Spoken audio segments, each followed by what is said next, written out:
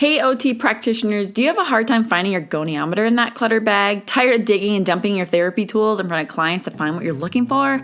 Sick of carrying a medical bag that looks like a 1970s lunchbox? Well, then you need a Clinitote.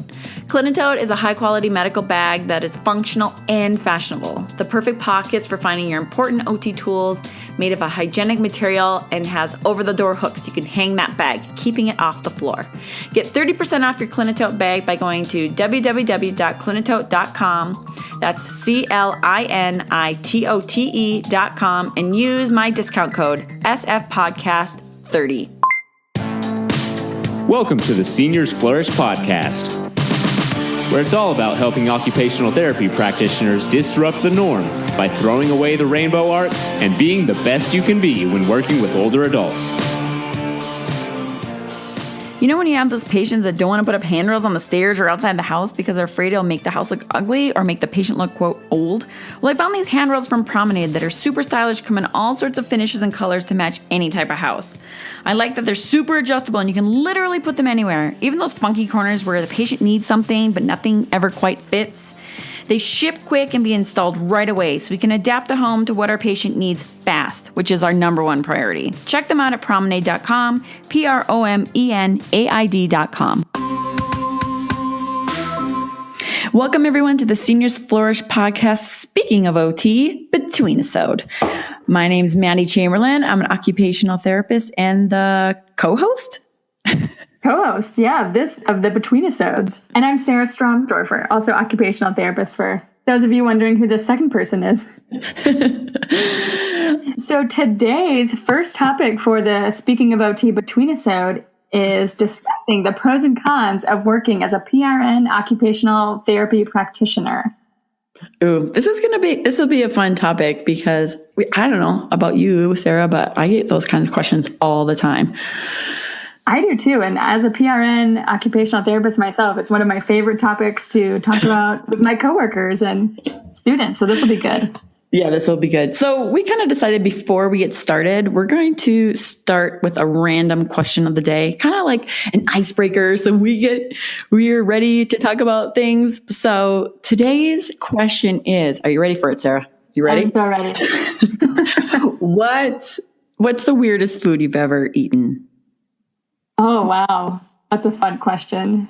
And for those of you who are also wanting to answer this, definitely shoot us your weirdest food too on Facebook, email, you name it, show notes, I don't know. But so I guess I'll go with my weirdest food first. I went to Costa Rica a few years ago with my now husband, and we did a little, we were in an animal sanctuary and did a tour. And there was on a tree stump a lot of termites there. And the tour guide said, "Oh, you can eat the termites and they taste like carrots." So I just, carrots? It was so weird. So I was like, okay, well, when in Costa Rica, I guess eat a termite. So I ate a termite and it was very small, like ant sized. So no worries. It wasn't like a very large insect. The only insect I've ever eaten, but it really did taste like a carrot. Really? Oddly enough. Yeah. I don't know if I can get over the texture. I think I just swallowed it whole. Yeah. I can't think about that because anyway. Yeah. I can't do that now. I'm getting too, non-adventurous these days. What is your weirdest? My weirdest. I would say my weirdest was sea urchin. And it's kind of a funny story. Like before my husband and I got married, these are all, look at us. We were so adventurous before we got married. We were in our early 20s. Oh, okay. So before we got married, we were like on this like double date and we went to this like super fancy, well, for me, super fancy restaurant in Aspen. And I was super excited. I'm like, yes, we're going to go to this restaurant. And we get there and we're ordering all sorts of food. At the same thing, I was like thinking, oh my God, I'm spending all my money on this. But I felt like really posh and it was really expensive. And they ordered sea urchin. And then I was like, oh my God, now I have to actually eat this. I spent a ridiculous amount of money on this. And I ate it. And something about the texture on the inside. And I'm actually a very adventurous eater in general, but like the texture was just not my thing. It was I remember it being kind of like mushy. And I don't know if it was the preparation or if that's just how they taste. But, I wouldn't say that was my favorite. But I gave it a go. And I was like, I spent all this money on this. I'm going to eat this anyway. Yeah. Was it anyway. Did it have the little spikes on it? Was it like, when I picture sea urchin, I picture like the little spikes and then the stuff inside. Did you eat like the inside part? Well, what's really funny that you say that is I actually don't even remember it. I don't remember. I just remember the texture of it. That's I blanked out like of what it looked like. I probably closed my eyes. It was like low motion, like fork to my mouth. Okay, I can do this. I can do this. And I'm very sophisticated and I'm just going to do it. That's what I was trying to portray at the time. But I don't know. I ended up marrying him. So, it must have worked. The urchin and the termites is how we got our husbands. Wow. They were like, oh, those adventurous women. So cool. They eat bizarre foods like Andrew Zimmern. Yeah. So anyway, sea urchin and termites. Yes. Amazing. Yeah. Okay. Let's talk about what we're supposed to be talking about today. So yes, let's dive in to PRN occupational therapy, the pros and the cons. So did you say that you worked PRN or you have, or you do, or you did? I do. Yes. I work 4 days a week PRN right now in 2 different settings, acute care and occupational, or not acute care and occupational therapy, acute care and inpatient rehab. Okay. Yeah. I always think it's interesting because you're in Atlanta. So you are in a big city. Yes. Compared to me. And so I work PRN as well, but it probably looks very, very different. Like I couldn't really hold if I wanted a 40-hour week job as a PRN, like that just wouldn't really happen. So have you always done that? Yeah, I actually, I started out as a PRN OT in geriatric outpatient, Med B in assisted living. Because when I started as a new grad, it was kind of hard to get a hospital job. So they were my first position. And I don't think they even hired full time because of the benefits or maybe I'm trying to remember why. Because I remember in school, my CI and the other OTs would say, don't start out as a PRN OT as a new grad. But somehow I ended up doing that and it worked out. But it can be scary being the only therapist. Like I was the only occupational therapist in these ALFs. Oh, yeah, that'd be hard, but interesting. So what, pros. What do you see as some first? Yeah, go for it. For me, I love the flexibility of it. So working when I'm in Atlanta, I do a lot of traveling now with visiting family and working on the blog. But when I'm home, it's really nice. I can pick up 4 or 5 days, or if I'm swamped working on a project for the website, I will work maybe 2 days or 3 days. And with PRN, you don't have to request vacation time like the full-time counterparts. You're as needed. With PRN means as needed occupational therapist. So you pick up, and if they need you, they'll use you.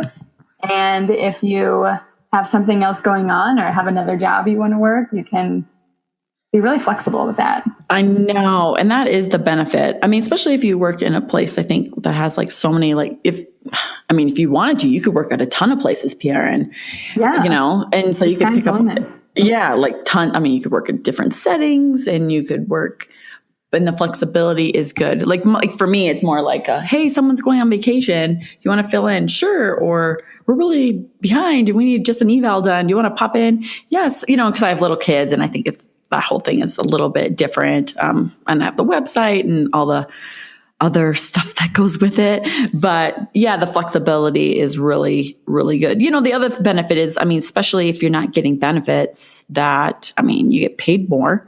So can't really, that's a bonus.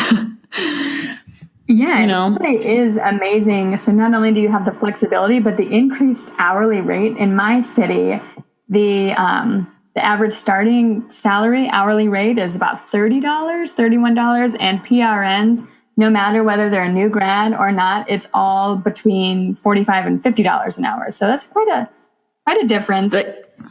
Like time and a half, I think, if I figure that out. Yeah, time and a half or so.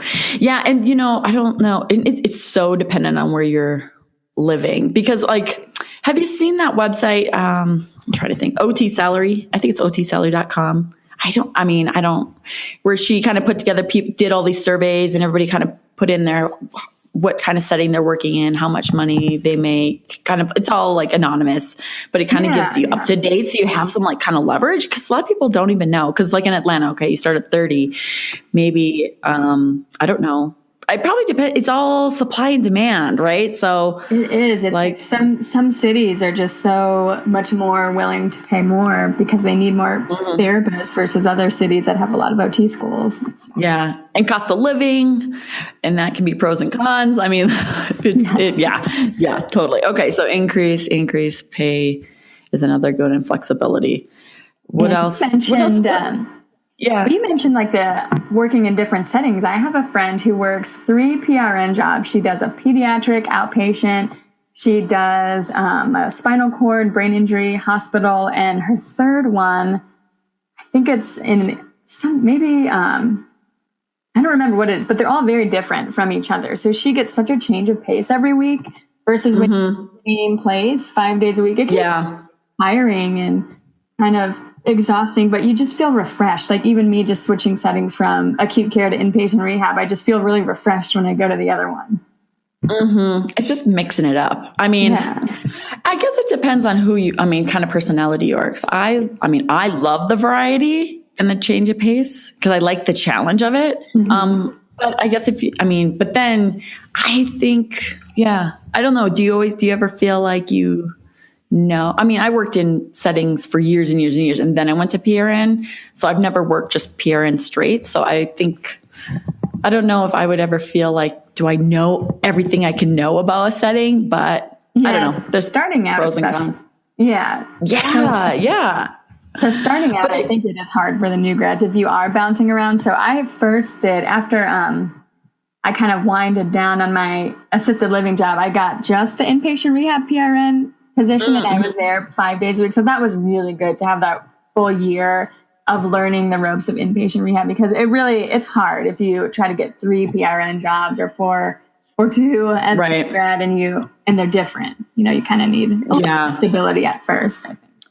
It's just getting that experience is kind of, like just making sure you feel like you know what you're doing. Yes. Because it doesn't always happen that way. But, the other thing, I know, but I really do like that in general. I can just kind of like go in there. I can go in there and kind of do my thing, and then I kind of just get to leave. Like that is such an advantage. I don't really, I don't know. Ignorance is bliss a little bit. There's other things that go with it, but I'm kind of like in general, I'm just there to treat my patients, do an amazing job, do the best I can do, and go with the flow. But I don't know. I kind of like that. I really like that. But on the flip side, you may not get to know your coworkers and have that team camaraderie, Exactly. Like that whole rapport, especially if you're only somewhere maybe a couple times a month, you really don't get to know people that well. And that's hard. That actually also kind of makes your job a little bit harder because, like, let's say you're working in a nursing home. Like, I think it's super, super, super helpful when you get to know or kind of become friendly with the CNAs. The social workers, the maintenance department, because you kind of get to know them and you ask them questions and they can help you out with patients because they see them a lot, or they see them in lots of, different ways than we do. And so, you have that advantage of being like, I'm just going to go in there, do my thing and leave. And then you have, but I really don't know anyone and no one really trusts me, or they just kind of look at you like you're in my way. Or here's the caseload that, we don't necessarily want to work with while you're here. You can take over. Yeah, you can take these patients because I am over it. And actually, you kind of get it, right? Like, I think it's that whole thing of they're like, okay, everyone knows PRN, people who are PRN get paid more too. And I feel like it's kind of like this, it's kind of like when you have a traveler. I feel like that happens with travelers too. They're in not all settings, but you're like, okay, they get paying the big bucks. I'm going to give you stuff. I'm going to give you that problem patient or patient that's, quote, potentially seen as a problem. Yeah. You know what I mean? Or like, yeah. So, I mean, obviously there's pros and cons to that. And, like sometimes if you're not getting the hours that you want, because if you have this idea, like I said, where I'm working, I may be working PRN because they don't have necessarily they're looking for a traveler is an example. They're looking for a traveler and they're like calling in and you're working PRN a lot and you're filling in, you're doing it all. And then they're like, oh, traveler. And you're like, done. No more PRN. You're like, oh man. Okay. Well, that was good while it lasted, but it depends on what your situation is, and what you're kind of looking for and what you need. Yeah. You really need, if you're going to just do PRN, you really need, I think, at least 2 jobs because it's very quick for the hours to dry up if the full-time staff, maybe their census is low and they're not even getting enough patients. So PRN, you're definitely not going to be seeing any hours at a particular facility if the census is low. So having at least 2, especially if you want full-time hours, is the way to go for sure. Because you can where maybe you don't work at all at one setting. They just don't have a need for you. Yeah. Yeah. So you don't have those consistent hours. I don't know. It's tricky. I think it depends on like you said, so many things, like where you are in life, what kinds of things you need. Is it like a supplemental job? I mean, or not? Yeah, I know some. I don't know. Therapists, they have second PRN jobs and they'll just do that 6 day a week consistently just for that extra money to pay down some of those loans. And while that's really exhausting, at least you have that option in occupational therapy and therapy in general, that you're just not stuck with a 40-hour work week. You can get that extra income at another job, which is great. Yeah, if you need it or want it. Yeah. But 6 days a week, if you cannot do that, I would recommend not doing that. Oh, 6 days a week. I've done that in the past. I think when I was like young and spry and ambitious and didn't have a family. That's so exhausting. But some people, it is exhausting, but like they're necessities, right? Like sometimes you have to, or those loans, student loans are brutal. That interest just is growing. Yeah. I know. But I mean, also if you don't need the benefits, that makes a big difference too, because I mean, if you need the benefits, then obviously a PRN job is not going to be for you. I mean, unless you pay for your own health insurance. And it's a lot higher paying for it privately. I paid for mine privately for almost 3 years before I got married. And it's definitely, I think, double or triple what the hospital was paying. And then my deductible was quite a bit higher than a normal insurance policy. So if you have to, so definitely kind of calculate the hourly. It's a lot more hourly, but kind of calculate like how much will your state's health insurance be, and does it make sense for you? Yeah, and that's a whole nother topic because, I mean, if you get a health savings account, I mean, there's and you want a high deductible. It just depends on so many things, but it's not a cheap option if you're doing it for yourself. But, and then another thing to think about, like with PRN, I guess it wouldn't even have to be PRN, is like, do you, have to get liability insurance but I mean, you have to do that even if you're not necessarily PRN, I guess. Like if you're a contract therapist, that's we could talk about that as well, like being contract therapist, but just those extra expenses to make sure that you're covered if you're doing it like as a contractor versus like true PRN under an employer. I mean, like there's all those things that you need to kind of take in consideration, but you do get paid more and you do have that flexibility and you do, there's those benefits. And then you look at the cons, like, well, I don't have the benefits and, I don't know. You really have to kind of look at what's right for your situation. Like if you want the flexibility and if you like kind of bouncing around more than one setting and not being kind of just feeling stuck almost. Because some full-time jobs, they can be really stressful. And even PRN, some of the jobs can be stressful, but at least I only have 2 days here or 1 day here, and then I can go and work at another setting. And just, I feel like it kind of helps my mindset sometimes. Just depends on the situation and if it's right for you. Because I think also it can be really stressful for some people to like not feel like you don't have that mentorship typically. Yes. Like you're kind of just thrown in, you're just kind of thrown into the wolves, and you can be thrown into the wolves and full time as well. But like PRN especially, they want you to just produce and do your thing and fill in. I think in general. And so like, if you can do that and you kind of go with the flow and just, or if you're at a facility often enough that you understand like the paperwork and how their systems work, that helps. But if you are uncomfortable with asking a lot of questions and kind of just like jumping in, like PRN would be really challenging to, it'd just be hard for you, I think. Especially as a brand new grad without any experience. Like if you have 1 to 2 years of experience somewhere, it's kind of the same thing with home health.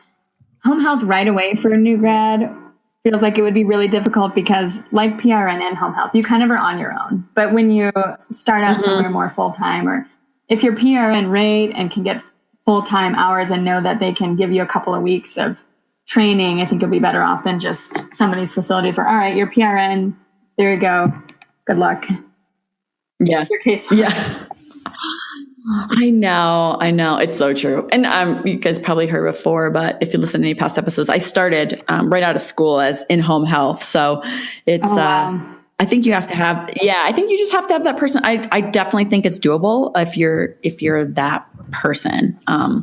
You know what I mean? I am never have been afraid to ask questions, and I probably was that annoying. Like, well, how do you do this? How do you do that? And like I just was like, if I'm going to succeed, like I just need to jump in. But that's not always everyone's comfort level at the beginning. But I think PRN new grad, obviously you did it and survived, and I did. That's good to know that it is doable. Yeah. If you're thinking about home health or PRN, we did it, and we're still working. You can do it, and you can do it. So anyway, I guess just thinking about pros and cons is always just kind of making a list. And if PRN, because some cities it might be the only option for you as a new grad. I see people in the Facebook group saying like, I can only get PRN. It's not the worst thing in the world if it's the only option in your city. It gets you, and you just get you get experience. Yeah, you got to start somewhere.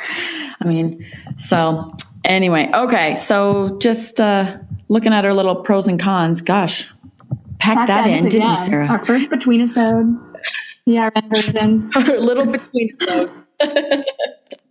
But if anybody else has any other suggestions on some pros and cons of PRN, head on over to seniorsflourish.com or put in the show notes. Check out Sarah. Sarah, I think, has a blog post on pros and cons of being a PRN therapist. Or drop us an email. Let us know what your weirdest food is. Let us know your favorite. Your weirdest food. And if you want to let us know your these little between, that's fine too. I know. We just want to kind of get to know you. So, these little Betweenisodes are going to be a fun addition to talk about those OT topics, but have a little bit of fun. So thanks everyone for listening to our first episode or Betweenisode of Speaking of OT. Do you feel like you're navigating the OT world without a map? Not feeling confident or competent in your day-to-day treatments and struggling to apply your knowledge clinically? Then be sure to check out the Seniors Flourish Learning Lab membership. It has all of the treatment ideas, patient handouts, clinical resources, community support, and mentorship you need to succeed. Join today at seniorsflourish.com/learning lab.